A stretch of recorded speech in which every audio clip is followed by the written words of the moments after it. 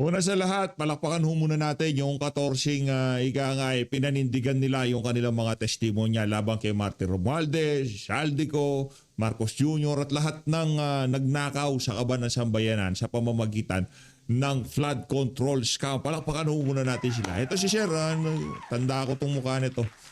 Naalala ko to. Isa ho siya sa mga ika nga talagang naninindigan, no? Kung ano man ang kanilang linatag, kanilang sinalaysay sa mga naunang press con, talagang pinaninindigan ho. Wala ko pa ano natin to si Sir. Ito naririnig natin to pag nagsasalita ito, talagang nag-uumapaw ang kanyang emosyon. Nag-uumapaw ang kanyang emosyon pagka sinasalaysay niya kung anong kabalbala ng ginawa nitong mga individual na to sa kaban na sabay ng Pilipino. Pero bago yan, pagkatapos ho pala niyan, sesegue ho tayo dito kay Attorney Baligod na kung saan meron ho siya mensahe para doon sa 4 na bumaliktad. Yung paldo. Congratulations, jackpot. Balitaan natin yung kaso daw na isinampa ni Trillanes kasi sinampahan niyang 18 na yan. Tapos yun dito sa mga 4 na umatras, binawi na daw yung kaso. Wala na, ano na sila. May pera na sila, wala pa silang kaso, palakpakan. Ayos. Paldo yung 4 na marin, paldo.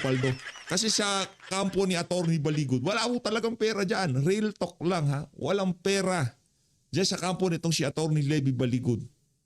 Walang pera dyan. Anak ng toko, yung kaisa-isang taong tumutulong sa kanila na kahit pa paano kung meron silang problema, meron silang makatuwang, iyang si Congressman Mike Defensor, kinulong pa nila. Diba, paano pambihira, no? Pero congratulations para doon sa 4 na Marines. Kung hindi nyo na kinaya yung pressure, ngayon, paldo kayo, tapos wala pa kayong kaso. Palakpakan. At para doon naman sa 14 Marines, ito alam ko, wala ako sa sitwasyon nyo. Naiintindihan ko yung pressure, yung gabi-gabing iniisip nyo bago matulog kung ano mangyayari bukas. Diba? Tatambangan ba ako? Diba? Gigipitin ba pamilya ko? Yung mga anak ko? Kasi mga adik yung mga nasa administrasyon na to. Para sa mga 14 na tira, ito lang ho ang may papayo ko sa inyo. Ha? Ang politika sa Pilipinas umiikot. Okay? Pagka umikot na naman ang bola, kung sakaling bumaliktad kayo at umuwi dito si Saldico, mayayari kayo kasi amo nyo yun. Diba? Nandun yung lahat ng sinasabi nyo, siya nag-utos. Pagka sinabi niya, hindi totoo yan, inutusan kita. Ako nag-utos sa'yo, ito conversation natin. Yari ka. Diba? Nagsalita ka ng katotohanan, binawi mo, kinontra mo yung testimonya ng 14, ano mangyayari sa'yo pagkatapos ng administrasyon. Higit sa lahat, may pananagutan kayo, higa nga sa Diyos na lumikha. Kasi kung ilinalatag nyo katotohanan, tapos nagsalita kayo ng kasinungalingan para lamang sa kakarampot na pera o doon sa pabor na hindi itutuloy yung kaso sa inyo, ano ho yan, napakalaking kasalanan ho yan mga kababayan. Mali ho yan. Isa like at subscribe. Masaya na ho tayo dyan at sa mga gusto sumali sa ating community, yung join button, nandyan lang ho sa baba. Rekta na ho tayo dito sa isa sa mga magigiting na ported Marine Game. Pakiramdam nyo na nag-recant yung mga kasama nyo at ang sabi, may mga ilan na rin daw kasamahan na nag-iisip na rin na sumama sa kanila. Ay hindi po totoo po yung iba na magre-recount. Sila, desisyon nila yun, pero kami buong loob na rin para panindigan namin yung totoo yung sinasabi namin. Oo. Masasabi ko lang sa kasama ko, sana naisipan yung mabuti yung sinasabi nyo. Oo. Ang masasabi ko, top voluntary, top retired ka na Marines. Pero anong ginawa mo? Oo. Nagpadala ka sa pera. Sana naisipan mo mabuti yung kasama mo. Na nahikayat mo silang tatlo na kayo ang nag-usap-usap na bumaliktad kayo. Yun lang, ma'am. Kanino? Grabe, masakit yun, oh. Masakit yun. Masakit ho nun mga kababayan. Nag-uusap-usap kayo na, di ba, ito gagawin natin to para sa bayan. Ngayon, hindi ka na nakontento dahil nasilaw ka na sa pera. Ngayon, ang hikayat ka pa ng 3. Pambihira sa bagay. Sa mga ano nga 'di ba, sa mga sa disipulos nga ng Panginoong Hesukristo, meron ding isang disipulo ang na nasilaw sa pera, 'di ba? Kaya tayo ho higit sa lahat, wag ho natin siyandigan ng mga material na bagay dito sa lupa, no? Wag ho tayo magpasilaw sa pera. Kasi ano lang ho lahat yan, temporary lang ho lahat yan, 'di ba? Ang importante ho dyan, nandun tayo sa tama, katotohanan. Kasi pagka nasa katotohanan tayo, hindi ho tayo maliligaw. Ngayon, itong apat na to, kahit anong gawing pihit nila, kahit anong enjoyment ang gawin nila doon sa perang matanggap nila, hindi ho sila matutulog na mahimbing tuwing gabi. Yun ang nakakalungkot doon. Yun ang kinakalungkot natin para dito sa apat na nag-recant na to. Yung sinasabi yan, to whom is this addressed?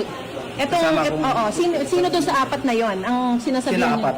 Silang apat? Yes po. Oo. So hindi totoo na meron gusto pang Hindi sumunod? po.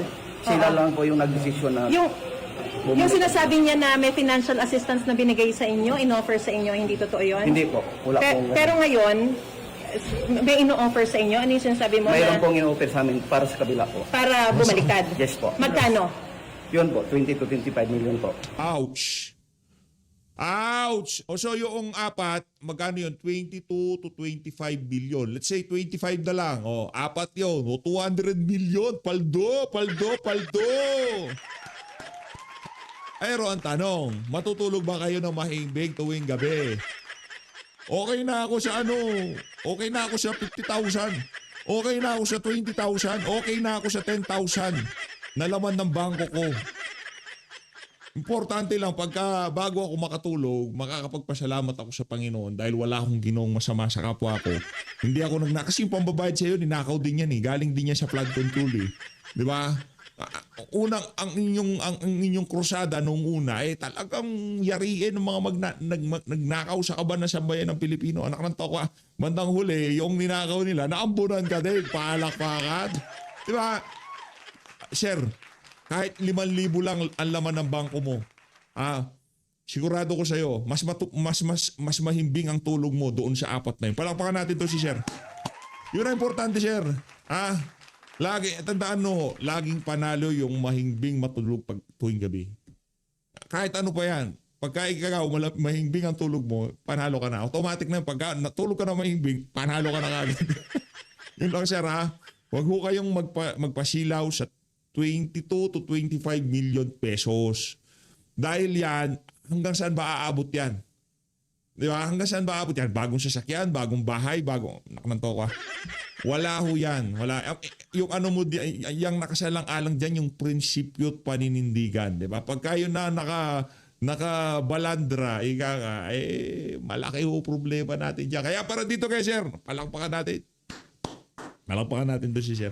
Huwag ko kayo magpasilaw sa pera dahil pera lang ho yan. Temporaring material na bagay lang yan. Doon ho kayo sa katotohanan. Okay? Pag nasa katotohanan kayo, talagang kahit na magbali-baligtad pa ang administrasyon, kung yun ang iyong pinanindigan, wala kang problema. Pero sila, pagka umuwi dito si Shaltico, sinabi ni Shaltico, ikaw inutusan kita, ito text message ko sa iyo, deliver ka ng pera kay Martin Romualdez.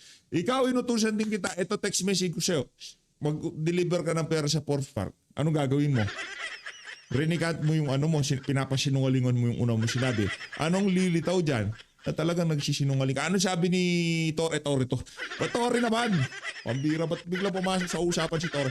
Anong sabi nung mga nag-recruit sa inyo para doon sa apat? Hindi magkakaroon ng eleksyon? Hindi magpipresidente si Sara Duterte? Mga adik nga yung mga yan eh. So lahat ng senaryo na pabor sa kanilang naratibo, yun ang sasabihin nila. Pero yung katotohanan, nasa ayaw sa gusto nila, one way or the other, si Sara Duterte o hindi si Sara Duterte, mananagot yung mga nagnakaw na yan ng kaban-kaban, sa kaban, ng trilyon-trilyon sa kaban ng sambayan ng Pilipino.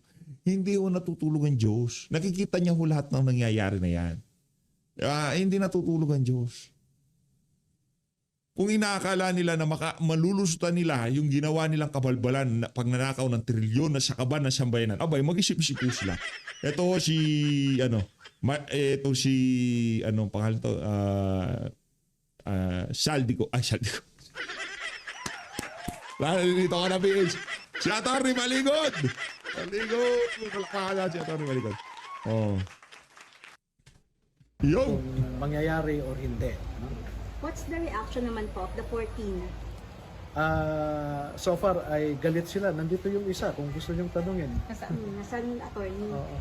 Kasi meron siyang inihabol na requirements niya. No? Pero pagkakuan na lang, pagka mag-press con Pero na lang. dadating po yung 14 today, di ba sir, kailangan personal appearance? Kasi kailangan nilang pumirma no, sa undertaking. Attorney, ikaw, ano mensahe mo naman doon sa apat na nagrekan?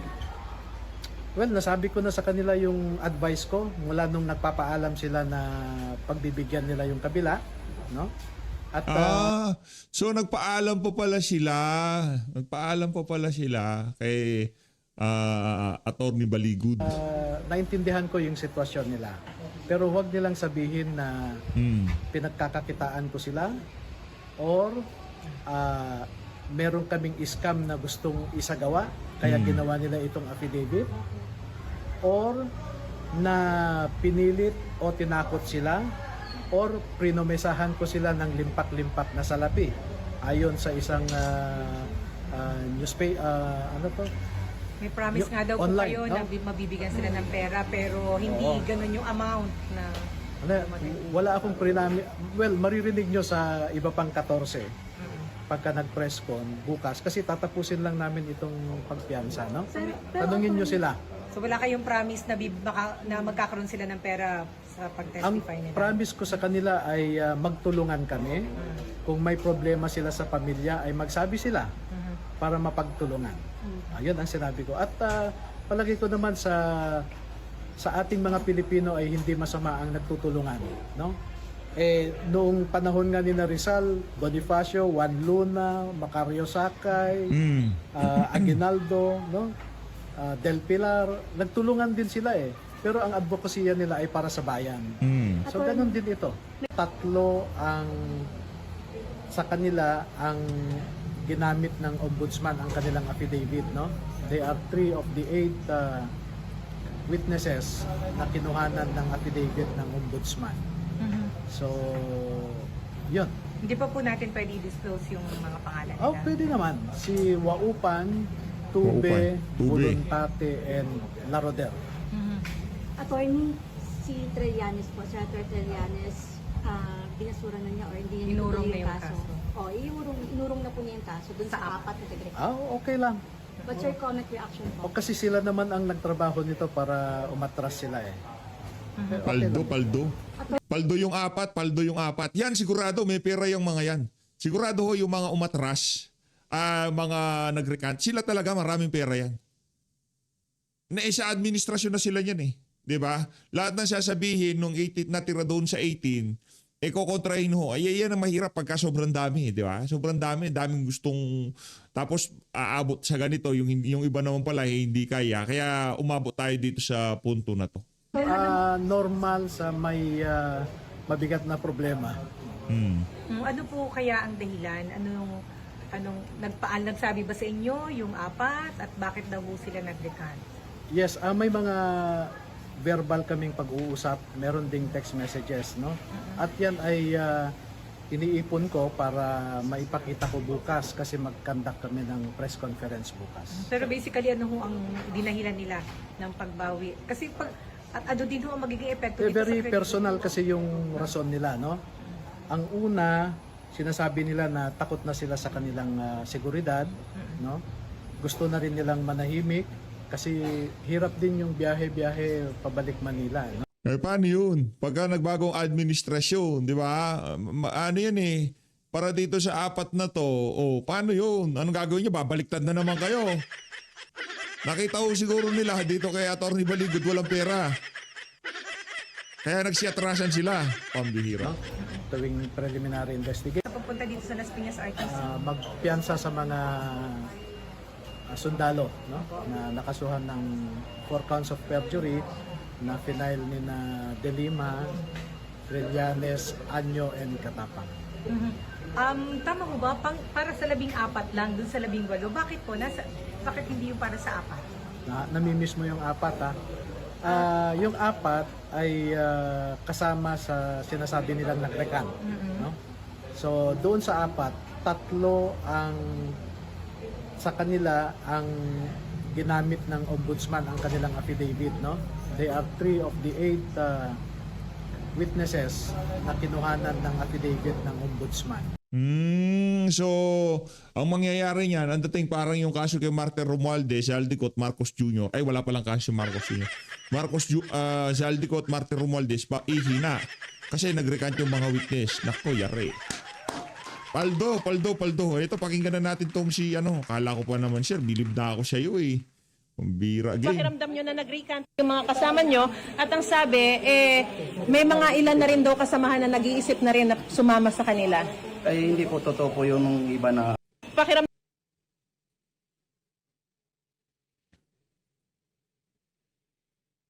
Lipat na ho tayo dito kay pangalan to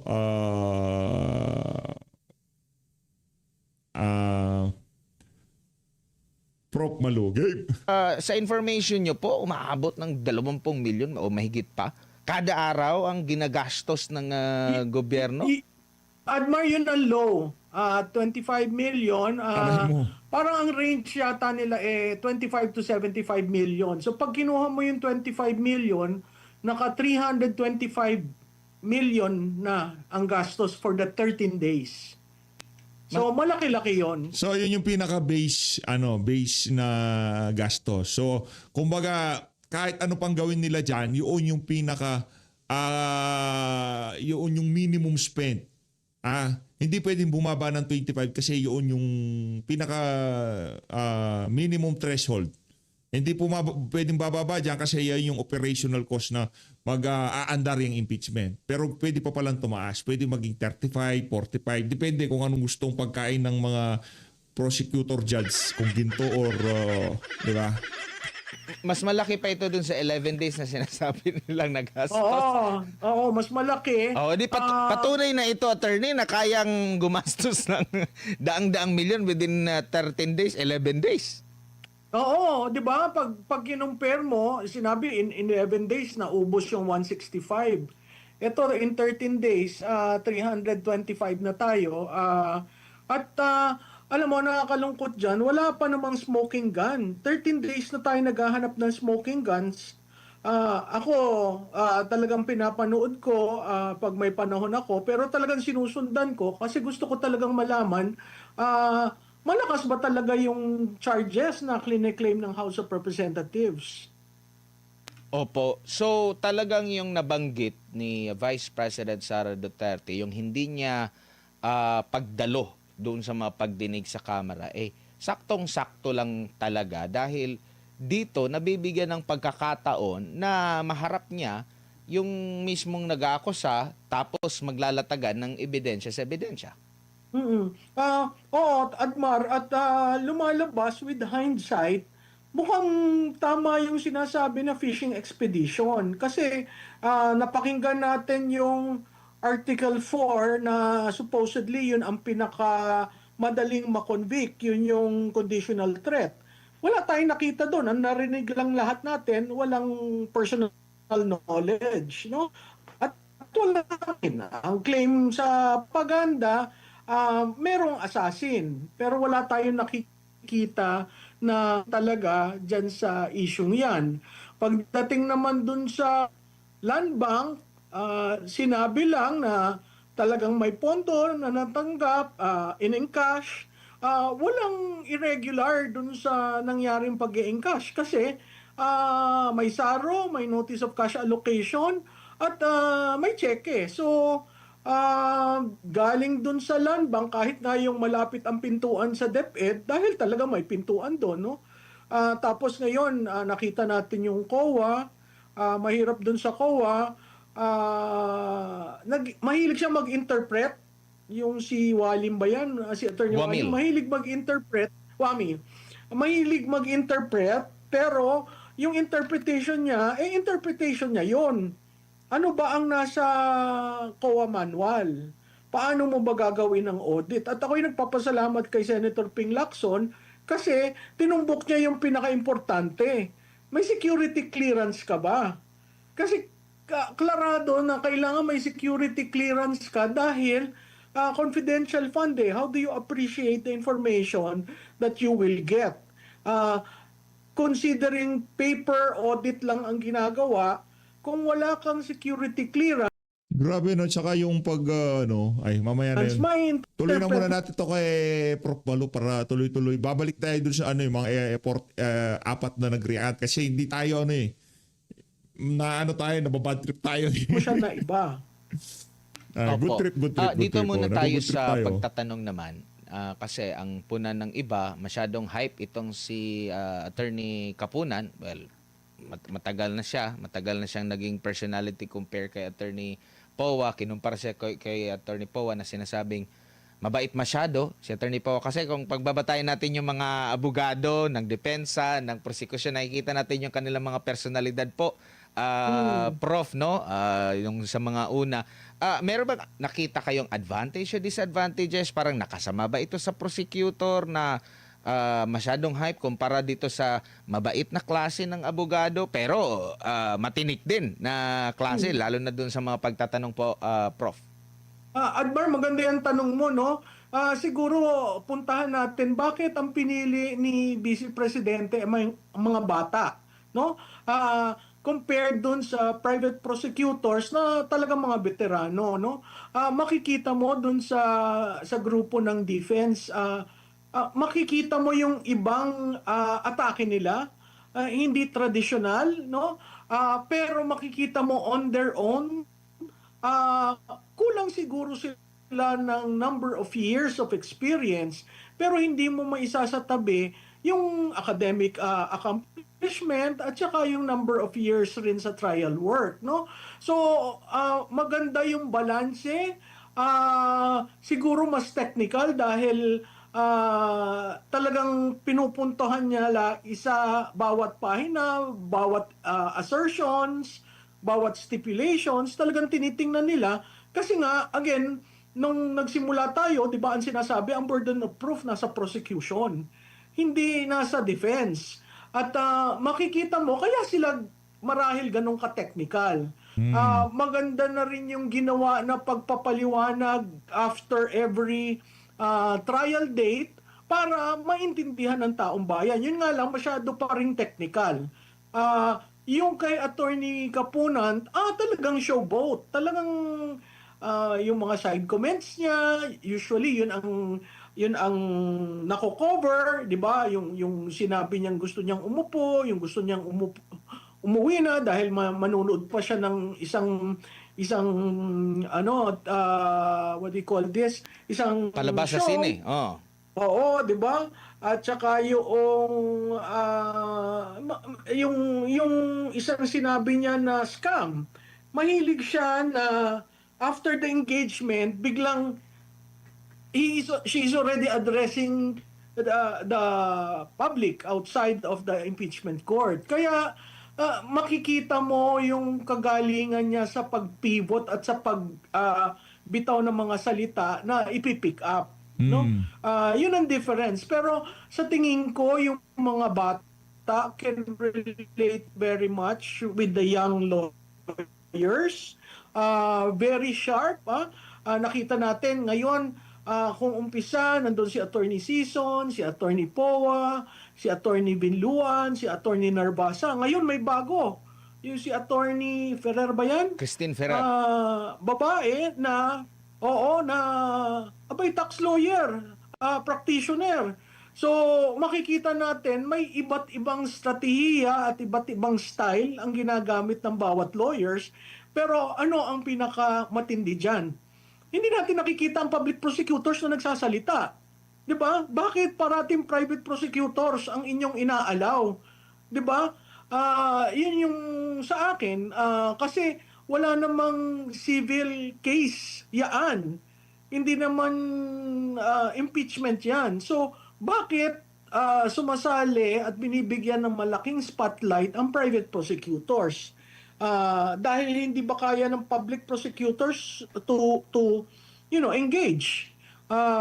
Kasi produkto yan ng kanilang 2 beses ng impeachment, di ba? So, I was expecting yung public prosecutors will show the way and will just be guided by the private prosecutors. Pero dun sa dalawang charges, nakita natin parehong private prosecutors yung nagli-lead.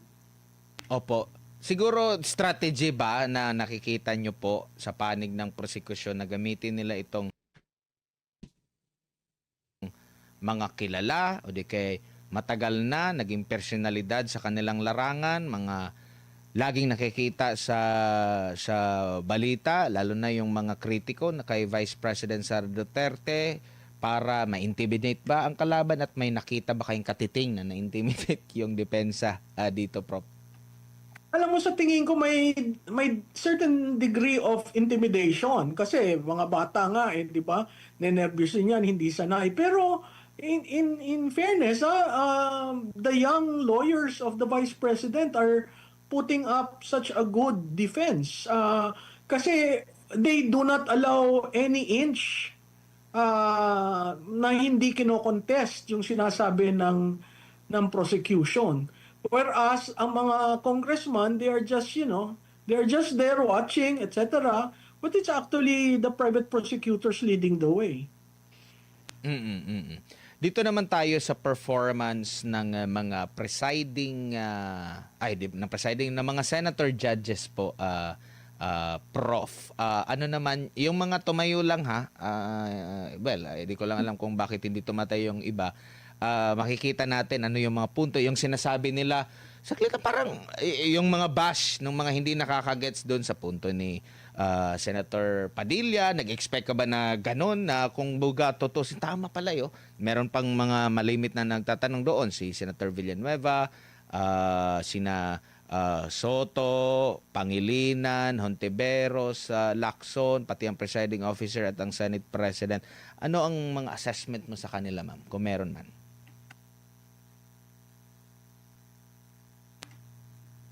Prof? Klarado. Sige po. Klarado na may linyahan na.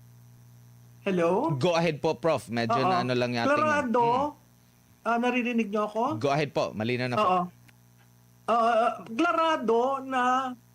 Klarado na may linyahan na.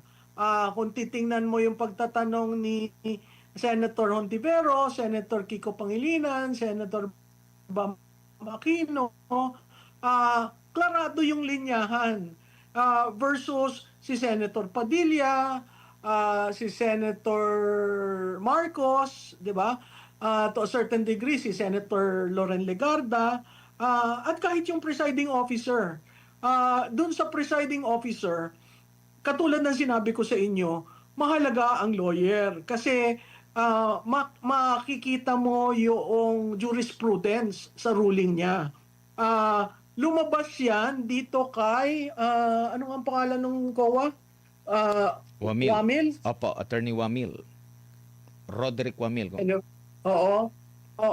Yung si Attorney Wamil, di ba siya yung huling nagtanong? At site ng Article 81 ba? Noong joint memo na sinasabi doon na yung paano mo ititreat ang notice of disallowance at saka yung, I'm trying to reach sa notes ko, hindi ko matandaan yung sinabi niya na, 8.3 ng Joint Memo Circular tungkol dun sa AOM, tungkol sa Notice of Suspension, Notice of Disallowance. Makikita mo sunod na tinanong ni presiding officer at talagang interpretation lang niya. In fact sinite pa yung natatandaan niyo yung jurisprudence ng 1 versus 1, no? So klarado na on the ball naman si presiding officer. Yun nga lang, sometimes may tendency siya to be lenient, not to make a ruling na out of order. Siguro mas ine-extend niya yung respect doon sa mga katulad ni Attorney Kapunan, no? Doon sa pagtatanong naman, makikita mo si Senator Marcos pointed ang tanong niya. si Senator, hindi ko maintindihan bakit ganun na lamang ang asar ng iba kay Senator Padilla when in fact in two instances talagang spot on. Yun yung tinanong niya na meron ka bang nakitang anomalya? 'Di ba? Yes or no lang yung tanong niya. Tapos umupo na. Maganda rin yung ginawa niya sa paglalapat ng mga impormasyon ng paggastos sa confidential fund at saka yung certain dates ng CPP, NPA, NDF, no? So makikita mo iba ang takbo ng isip ng isang Robin Padilla, ng isang Amy Marcos, and for that matter, yung si Pangilinan, Hontiveros, and Aquino. So, yung iba hindi pa natin nakikita kung saan sila pumapanig, pero nagulat ako dun sa tinanong ni Senator J.V. Estrada na point blank rin tinanong niya, meron ka bang nakita na kahit isang kusing na kumita ang Vice Presidente? So pointed, despite all the interpretation by Attorney Wamil, yun lang naman ang tatanungin mo, kumita ba siya? Nambulsa ba siya? Nawala ba ang pera? Ang lumalabas dun sa testimony, kulang ng mga dokumento, kaya nagkakaroon sila ng notice of suspension, notice of disallowance, pero hindi naman final yon. Kaya nga, mali yung sinabi ni Attorney Wamil na may prima facie evidence. Still, it is not a final thing because the final will be coming from the Supreme Court once the Vice President elevates the ruling of COA. And dito sa mga ano na ito, doon sa maraming na question doon sa grave threat. Dito na naman sa Article 1. Anong ina-expect nyo naman po sa same na taga-COA rin, COA ICFAO, na magte-testimonya na unsiya siya kahapon sa Lunes? Possible po, Prof, magiging same pa rin ba yung mangyayari dyan? May bigat pa ba? Consider na ito yung nangyari? Alam mo, tama dun si Attorney Ferrer eh. Kasi yung evidence na present nung second witness is not from a congressional hearing by the Committee on Justice and the committee, yung Quadcom. Kasi pati transcript eh, di ba? So, paano magkokomentaryo ang isang tao na hindi natin second witness is, I think, resource person ng committee. 'Di ba? So, ano yung ang kaya lang niyang pag-usapan ay yung from the time na nawala si Attorney Wamil dahil nailipat na to the present time na kanyang tinitingnan yung submission ng Office of the Vice President and the DepEd. Admar, maganda rin yung sa DepEd, no? Siguro pupunahin ko yan kasi makikita dun sa DepEd na paggastos, talagang ginastos para protektahan ng mga estudyante. Ngayon, kung ang iyong eskwelahan, kung saan ang anak mo nag-aaral ay hotbed ng recruitment, whether that is recruitment for the left, recruitment to sell drugs, recruitment for sex trafficking, harassment, terrorism, di ba? Gusto niya maging protektado ang mga eskwelahan. Kasi kung titingnan natin yan, basic and secondary education yung hawak ng DepEd. Hindi ba mahalaga yung paggamit niya ng congressional, ng CF, confidential fund, para protektahan ng mga estudyante? Dapat ikatuwa ng mga parents yan. At maganda rin yung sinagot na wala silang nakikita na binulsa ng Vice Presidente. So, nasaan yung smoking gun? Second charge na to, wala na tayong makitang smoking gun when it comes to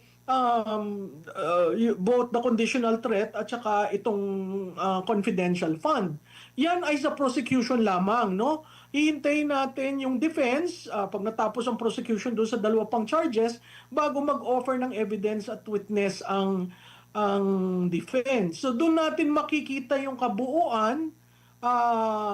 Siguro i-hold muna natin ang ating judgment, pero critical doon, walang smoking gun. Walang smoke. Opo, tsaka ito ngang doon sa sinasabi nilang maling paggamit ng confidential fund, siya na ba talaga yung accountable dito? Direkta na ba siya ang mananagot?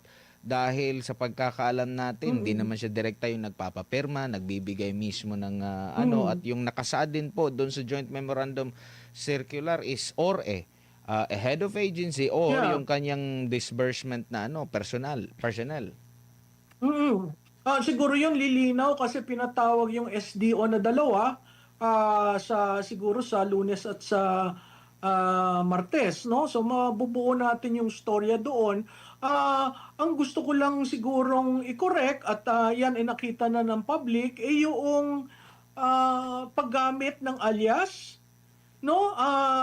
Parati naririnig natin si Mary Grace Piatos. In fact, sinabi ng prosecution, magdadala daw sila, meron daw Mary Grace Piatos, bla bla bla. Wala naman tayong nakita. So again, propaganda yon, no? At pag nakita mo, oo, katawa-tawa yung mga aliases, anong magagawa natin? Aliases yan, no? Tama ba yung paggamit ng alias? Yun ang nasa joint circular, no? Bakit ka gumagamit ng alias? Kasi yung information na binibigay mo, napaka-importante na pag binigay mo ang pangalan mo, can lead to some security concerns. Sinabi rin doon na ang pirma ay pare-pareho, alias na nga. Paano mo makukuha yung, di ba? Ibig bang sabihin, iibahin mo pa, alias yon. So, doon sa gumagawa ng intelligence or confidential operation na intelligence related, ang alias napakahalaga. Pag the moment na diniclassify mo yung alias, mapapahamak ang nagbigay ng impormasyon sa Estado.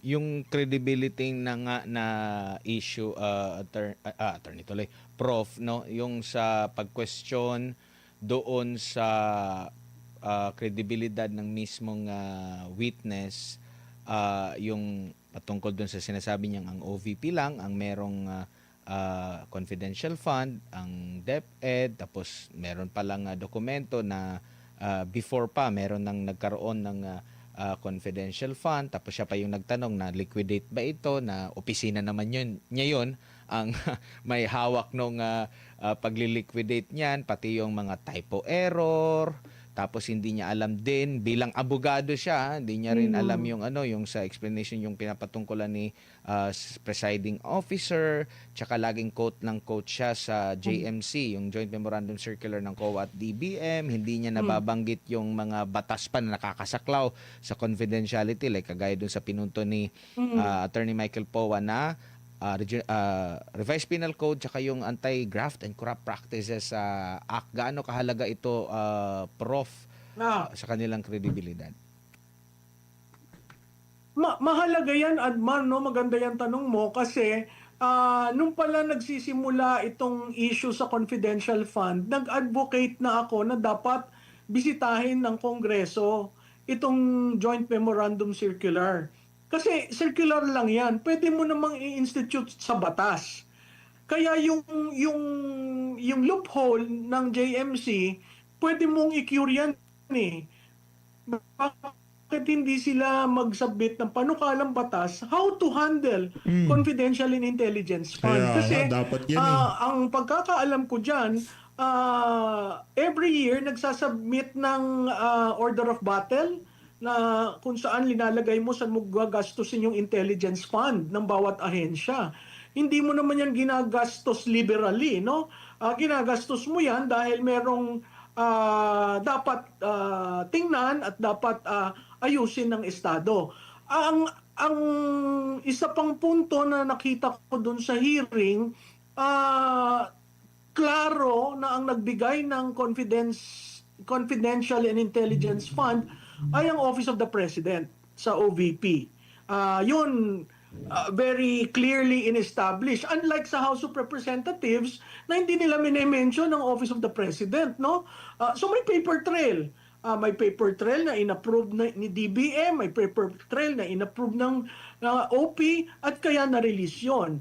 At nakikita natin dun sa report, hindi 11 days, 19 days ginastos. At bakit? Dahil marerevert sa Treasury. Pangalawang punto, yung confidential fund ng DepEd dahil sa GAA.